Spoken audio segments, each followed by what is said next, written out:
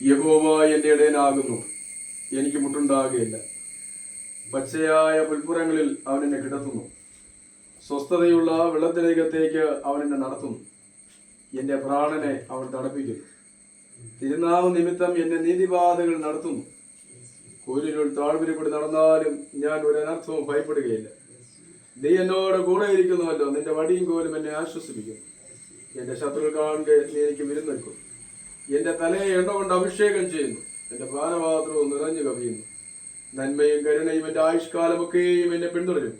ഞാൻ യഹോവയുടെ ആലയത്തിൽ ദീർഘകാലം വസിക്കും. സ്നേഹവാനും പരിശുദ്ധനുമായ പിതാവേ, ഈ നിമിഷം കർത്താവിന്റെ സന്നിധിയിലേക്ക് ഞങ്ങൾ അടുത്തു വരുന്നു.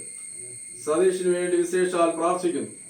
ശരീരത്തിൽ മനസ്സിന് ബാധിച്ച് ബലഹീനപ്പെടുത്തുന്ന എല്ലാ ദുഷ്ടരോഗങ്ങളെയും കർത്താവ് അറിയുന്നു. ഞങ്ങൾ ജീവിതത്തിൽ ഏത് സാഹചര്യങ്ങളിലൂടെ കടന്നു പോകുമ്പോഴും ഞങ്ങൾ ദൈവത്തിനുള്ളവരാണ് എന്ന് ഞങ്ങൾ അറിയുന്ന കർത്താവേ, ജീവിക്കുന്നുവെങ്കിലും അല്ലാതെയും ഞങ്ങൾ ദൈവത്തിനുള്ളവരത്രേ.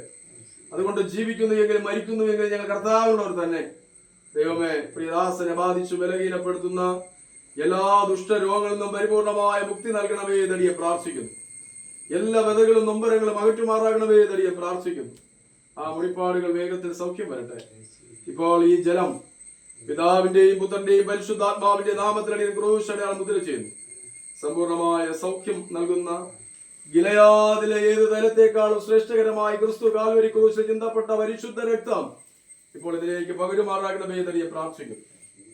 അവിടുത്തെ രക്തത്താൽ മുദ്ര ചെയ്യണം. കർത്താവ് കൂടെ ഇരിക്കണം, അനുഗ്രഹിക്കണം, ദൈവത്തോട് നിറച്ചാൽ ഈ ഭവനത്തെ തുണയെയും രണ്ട് കുഞ്ഞുങ്ങളെയും നല്ല ഭാഗങ്ങൾ പ്രിയപ്പെടും. രക്ഷകൻ മുഖാന്തര പ്രാർത്ഥന കേൾക്കുന്ന നല്ല പിതാവേ,